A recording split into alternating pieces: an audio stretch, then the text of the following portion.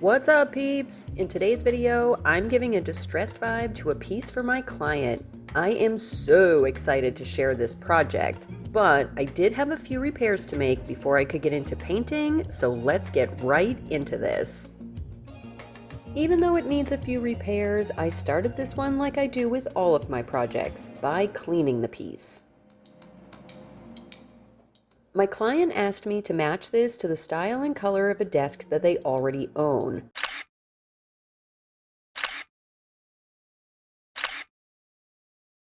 And the first step to any successful makeover, a good solid cleaning. I used both my shop vac and an old paintbrush to get inside the grooves on the doors. This has been stored out in a garage, so I want to make sure and remove all the loose dust. I use dish soap and warm water over the entire piece, inside and out.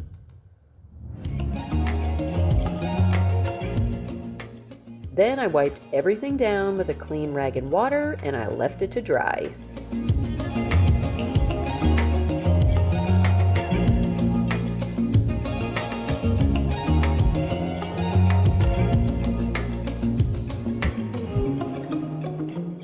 So I had the Home Depot tint this bare chalk paint to match the inspo piece that my client gave me, but I wanted to make sure that it would perform correctly. So I created a test strip with the bare and two different colors of Benjamin Moore, just as comparison. The bare paint was a perfect match to the inspo.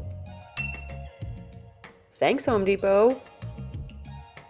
So I knew it was cool to get started on repairs. The surface of the cabinet is pretty slick, so I gave it a rough scuff sanding, but I only did that in the places where I plan to use wood filler.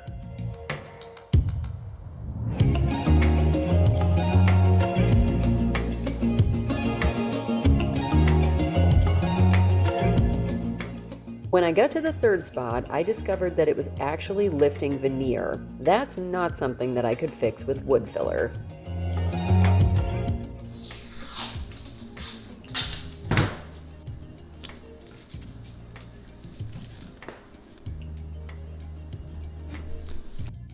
I used my Japan scraper to wedge that damaged area open.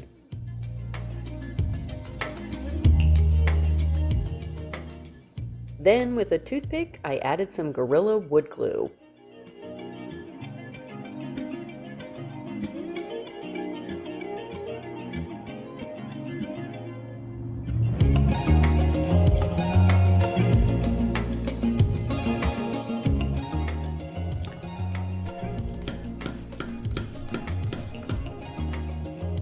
I clamped it up and wiped away the squeeze out.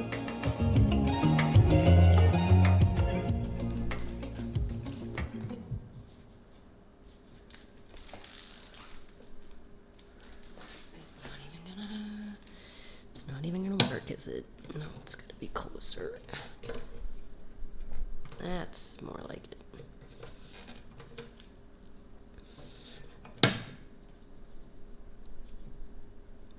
There we go. Alright. Just let that dry. And then it's time for wood fill. Okay. It's been about 2 hours. Let's hope this is done. There's a little jankiness, but it's not bad. That's really just from the glue, I think. Squeezing out slightly. All right, I'm just gonna start on the wood fill now, and I've got 3 spots that I need to do wood fill, a little bit in here, and then there's one on the front and one on this side, and I'm gonna high speed you guys through that.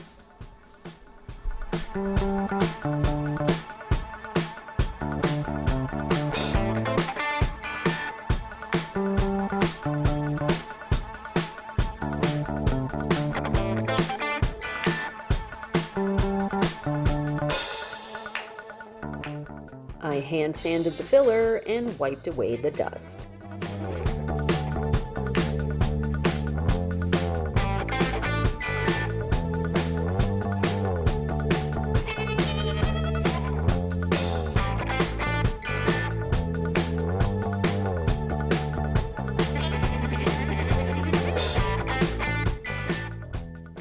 added a coat of dark brown chalk paint to seal the wood filler. Plus, when I distress later, that'll help blend it into the color of the rest of the cabinet.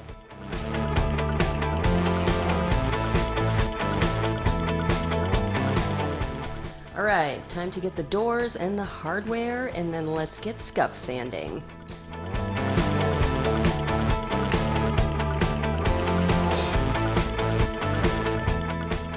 Next up, I took off the doors and hardware. The left side door drags a bit, so I'll need to shore that up later if I can. The hinges are a little weird, so I'm just not sure if that's possible, but I'm gonna give it a go. I kept all the hardware in separate marked cups. That way, when I put it back together, I can make sure the right piece goes to the right place. Then it was time to scuff sand everything. I tested on the top shelf and it looked good, so I kept going. I'm doing this whole thing by hand. This cabinet is actually constructed from some solid wood as well as some particle board with veneer.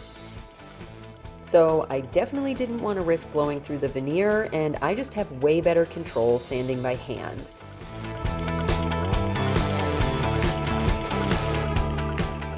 Plus, the door panel insets are actually molded plastic. I didn't want to damage those by using a power sander.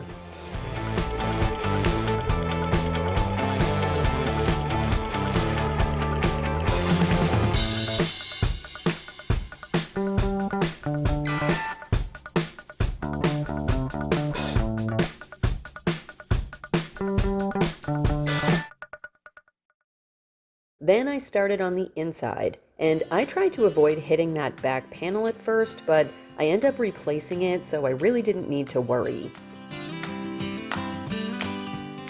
I'm using Melange mineral paint in the color Vagabond Blue, my absolute favorite.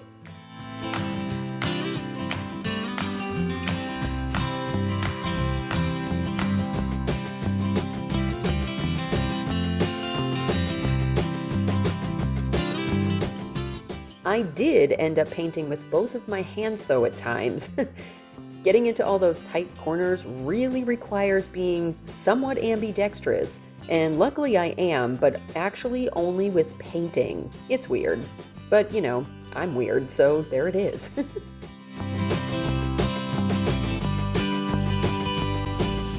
I am super excited today. I'm testing for the first time Melange Paint's new stain blocking primer. So excited. I know that this has good adhesion as well as stain blocking properties. I didn't use it on the inside because that color is just so dark. I don't think that's going to end up being a big deal, but I do want to use it on the entire outside where I'm going to be doing the chalk paint. So yeah, let's open it up, stir it up.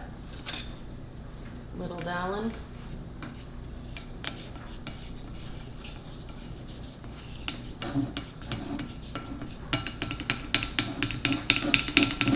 And the instructions do say to stir it before use and as you're going, so I will keep the stir stick probably handy so I can do just that if I need to.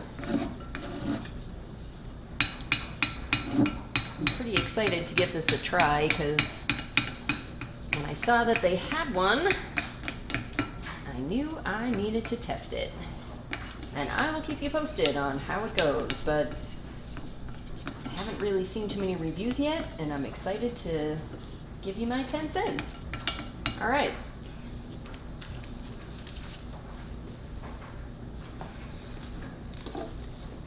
I am probably, though, gonna high speed it once I give you my first impression. Ooh, first impression on the stir stick. It coats pretty good for one coat, but we're gonna make sure of that on the piece right now. Okay. Let's see how we do here.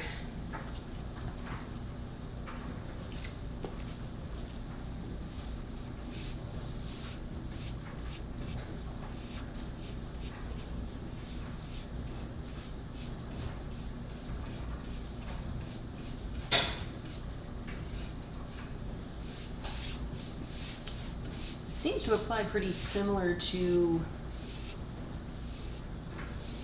Melange's other paint lines that I've tried. It's actually pretty good adhesion right off the bat, and it's great coverage right off the bat too. So yeah, all right.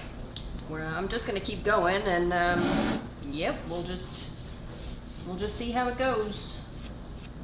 But if this could actually replace Bin or some of the other stain blocking primers that I've tried in the past, I'd be pretty psyched, because I really love supporting small business. So I kept going over the entire piece, and it seemed to apply just as good on everything else. The one thing I will say is that it has a really short open time. I live in a dry climate too, and that really seemed to accelerate the drying. I couldn't really go back over areas, but it did level out somewhat as it dried down.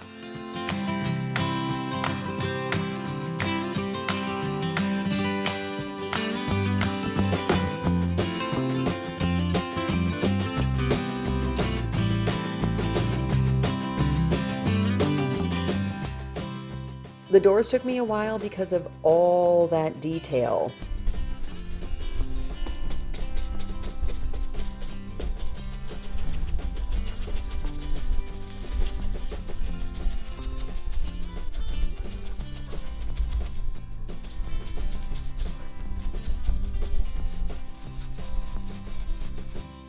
I mostly pounced and swirled the brush to distribute primer into the crevices. That seemed to do the trick.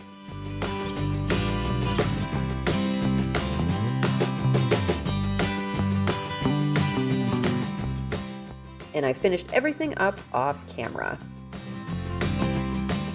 I started removing staples to pop off the back panel, and most of the sides and bottom came out just fine, but the top, those were really in there. So I used a chisel under the backer to pop that first, and then I could use my needle nose pliers to remove any staples that were left behind.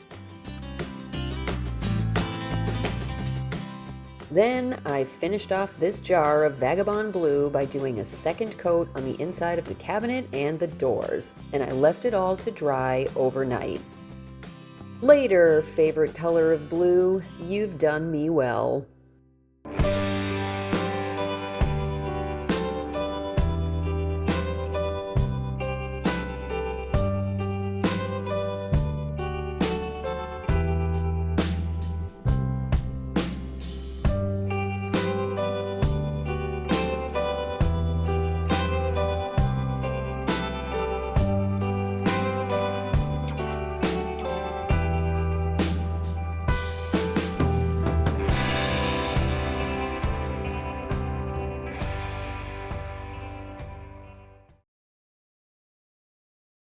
The next morning, I started on the inside of the doors. I'm adding a protective layer of Folk Art liquid transparent wax to seal the surface and protect that gorgeous paint color. To do that, I use a somewhat dense but soft makeup brush, and that spreads the wax out really evenly without adding too much to the surface.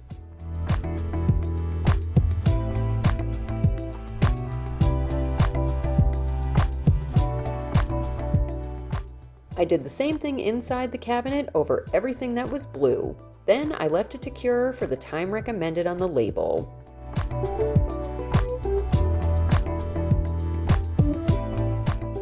And I came back to buff the wax, then I left everything to get started on the new backer piece.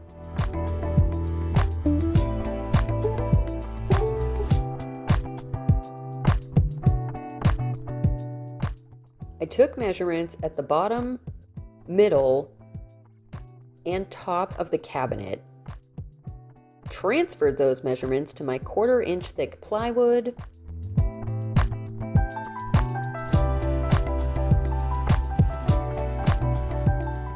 and drew a line with my T-square.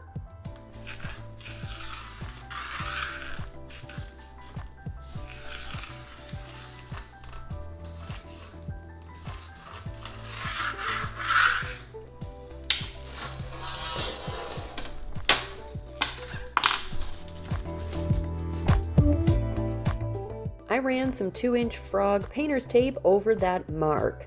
Taping the surface will really help to prevent it chipping up the face of the plywood when I cut it with the circular saw. But the garage was entirely too hot to work in by that point, so I left this until the next morning and got back to painting.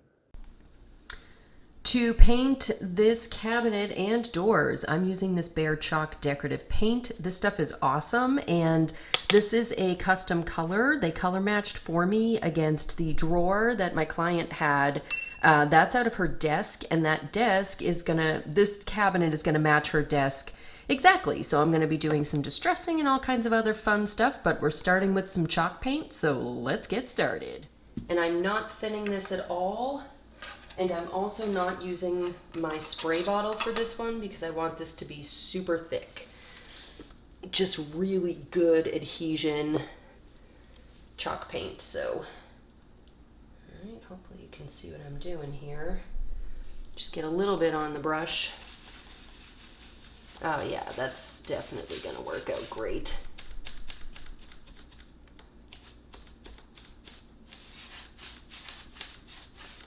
I may need multiple, well, I will need multiple coats of this, but I may not need more than 2.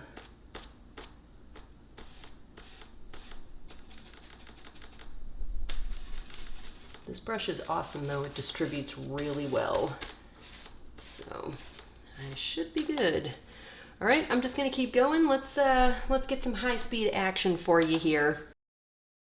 I did the rest of the doors the same way, pouncing the brush into crevices and corners and swirling it to make sure there weren't any lumpy bumpies or drips anywhere. I honestly used barely any paint. The coverage and pigmentation of this is really good, especially with this lighter color.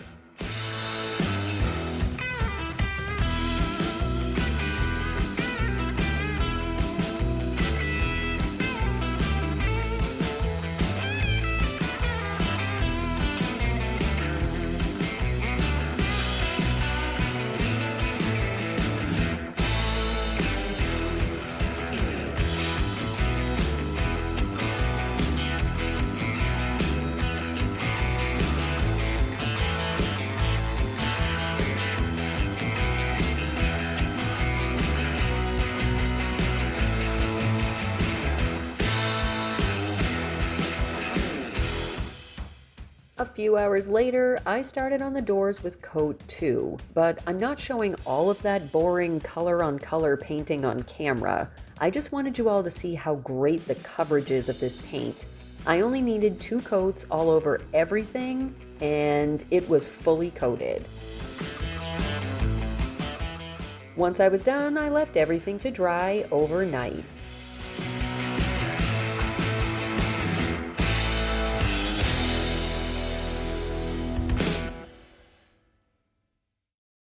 So if you've been here a while, then you might have seen my Halloween challenge video back in October of 2021. While Mr. CCDIY and I tried to cut down some wood for a shelf, we discovered that our circular saw was pretty much just crap.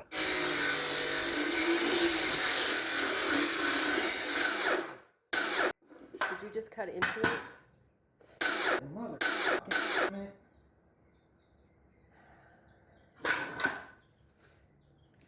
And I gave Matt a brand new Black & Decker one as a gift last year for Christmas. But it sat in the workshop, and I finally pulled this thing out of the box for this project. Yeah, sorry babe, but you just waited entirely too long. It's mine now.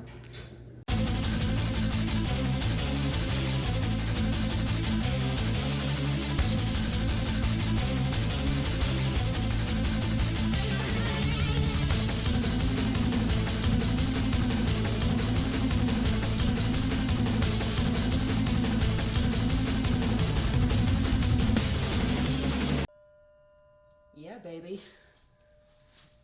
Okay, that was fun. And dusty.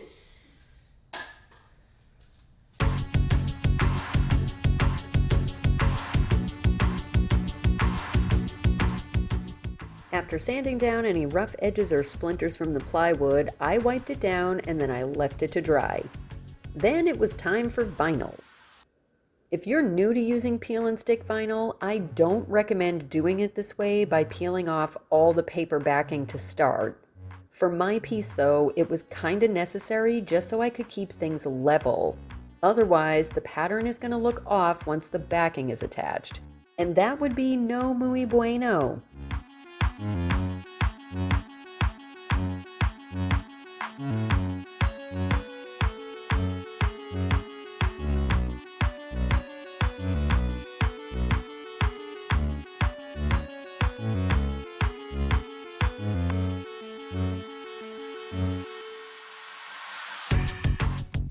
Then I had to make sure the backer itself would line up correctly while I was still keeping everything on the pattern level.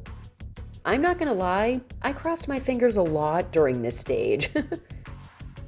I tapped in a few nails at the top just to make sure it was adhered correctly, and then I flipped it over to open up the doors and check.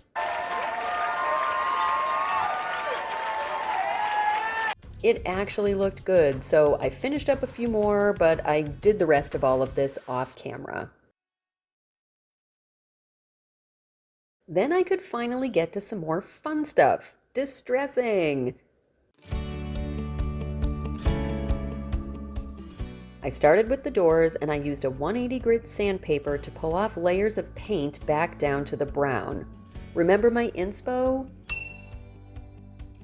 Well, I'm using that to get the character going on these doors too.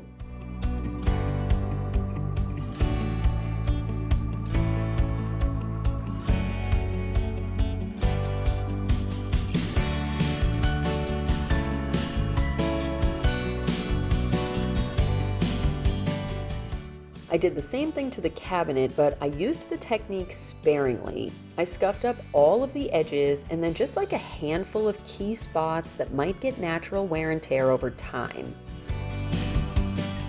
When I'm doing this, I try not to get into any patterns or have any things line up too centered or matchy-matchy. It just looks so much more organic that way and more like it was really scuffed up over time. I applied 2 coats of Varathane's Poly Top Coat in a satin finish using my 2-inch Purdy. I waited about 3 hours between coats. And then all I had left to do was reattach the doors and hardware, and this commission piece was complete.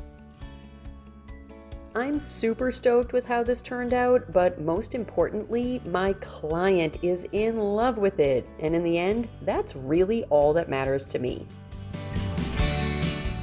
If you liked this video, give it a thumbs up so me and YouTube know that you dig this sort of content. Get subscribed below if you're not already, and definitely don't miss next week's video because I'm sharing part 2 of my vintage Bassett desk restoration. But that's all I've got for you today. Thanks so much for being here and watching. Later, peeps!